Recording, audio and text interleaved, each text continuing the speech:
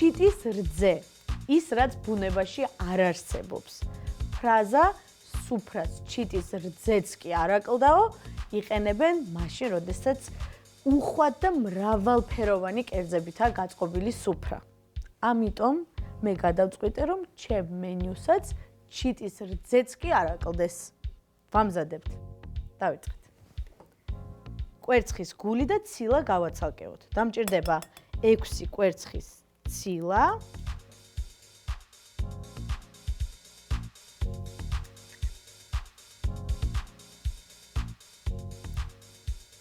ცილა ცოტა ხანი არ დაგვჭირდება, კვერცხის გულებს ვურევთ 150 გრამ შაქარს.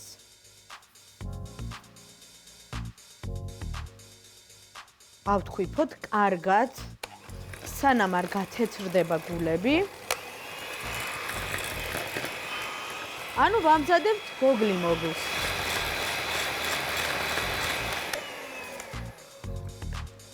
$120 გრამი ფქვილი დავუმატოთ.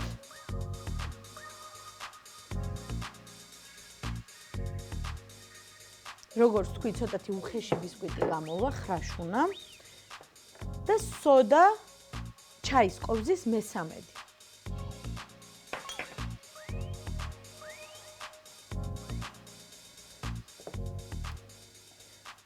ხრაშუნა ბისკვიტის მასა მზად არის, საკმაოდ შეკრული მასა მივიღეთ.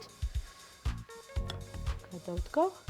აქ მაქვს გამოსაცხობი ფორმა, გამოსაცხობი ქაღალდიც. გადავიტანოთ მასა ბოლომდე კარგად და გადავანაწილოთ მასა ფორმაში.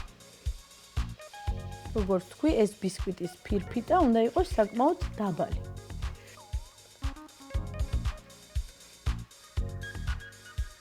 ვაცხობთ 180 გრადუსზე 17-20 წუთით.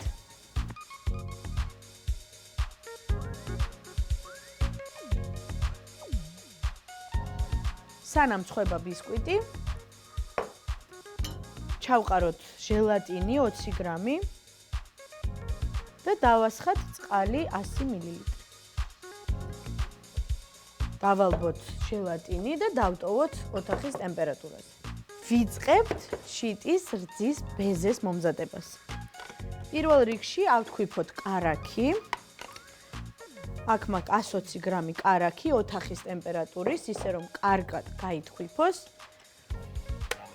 თქვიფავთ იქამდე, სანამ თეთრი არ გახდება.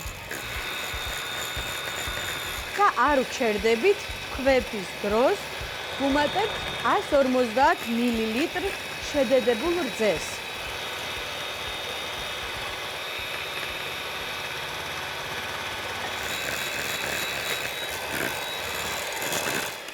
კარაქის და შედედებული რძის მასა მზად არის, გადავდგათ, ვიწყებთ ცილის თქვეფას.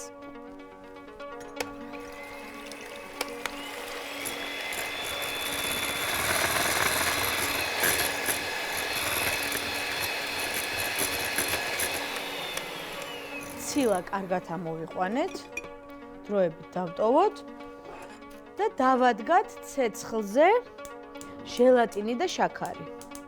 ისე რომ სიროფად ვაქციოთ. ჩვენი დალბობილი ჟელატინი გადმოვიტანოთ ქვაფში და 160 გრამი შაქარი დავუმატოთ.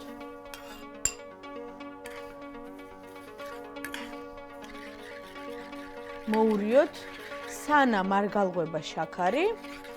შაქრის და ჟელატინის სიროფი მზად არის, გამოვთოთ, უკვე კარგად გაცხელდა. დავუმატოთ ნახევარი ლიმონის წვენი. შეგიძლიათ გამოიყენოთ ასევე ლიმნის მჟავა. ეს უფრო შეკრავს და უფრო პრიალას გახდის მასას.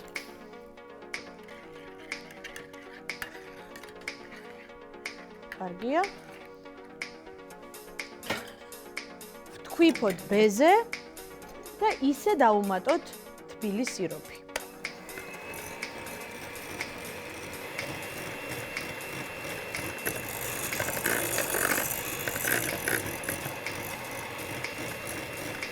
კარგად გავთქვიფოთ, ისე რომ ისევ შეიკრას მასა. აი ნახეთ როგორ პრიალებს უკვე ეს შაქარი. შაქარი როგორც დაემატა, მასა გახდა პრიალა. დავუმატოთ ცილის მასას, კარაქის და შედედებული რძის მასა. კიდევ უფრო ცხიმიანს და გემრიელს გახდის ბეზეს.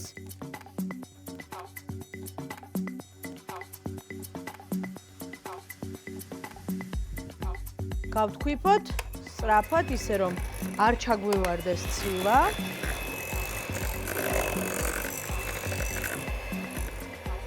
და ბოლოს ვანილი.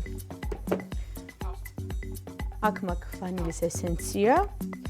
ძირითადად ჩვენი მშობლები ალბათ უფრო ვანილის ფხვნილს ხმარობდნენ, მაგრამ ვფიქრობ, რომ ეს უფრო არომატული იქნება. გავთქვიფოთ ერთხელაც. რა კარგი არომატი აქვს.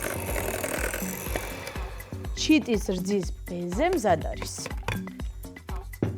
ბისკვიტიც გამოცხვა, გამოვიღოთ უმელიდან.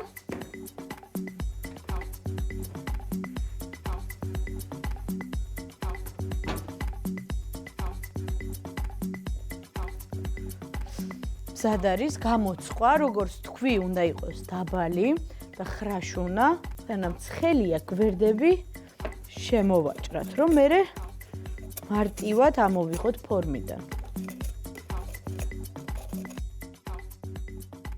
უნდა გავაგრილოთ.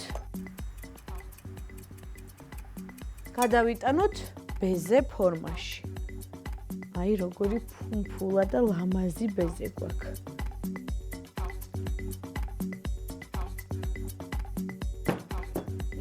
გავასწოროთ ზედაპირი.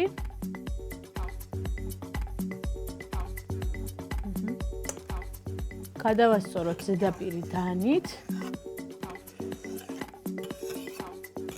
თანაბრად შევავსეთ ფორმა და ეხლა შევდგათ მაცივარში 2 საათით. ვამზადებთ შოკოლადის მინანქარს. ავანთოთ ცეცხლი. ჩავყაროთ 100 გრამი კაკაო, შავი კაკაო. 120 გრამი შაქარი. წყალი. დაახლოებით 150 მილილიტრი წყალი. ამოურიოთ. დავუმატოთ 70 გრამი კარაქი, რომ უფრო პრიალა იყოს. ველოდებით რომ კარაქი გადნეს და მინანქარი წამოდუღდეს. მინანქარი მზად არის. გამოვრთოთ, კარგად უნდა გაგრილდეს. ჩიტის რძეც უკვე მზად იქნება და გამოვიღოთ მაცივრიდან.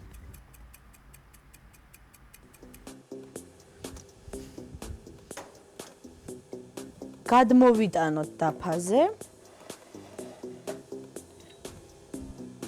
და მოვასხათ მინანქარი.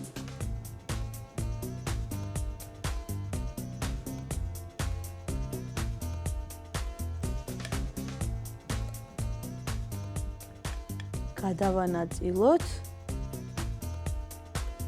გავალამაზოთ გვერდებიც, ოდნავ გადავიტანოთ შოკოლადი, გავჭრათ.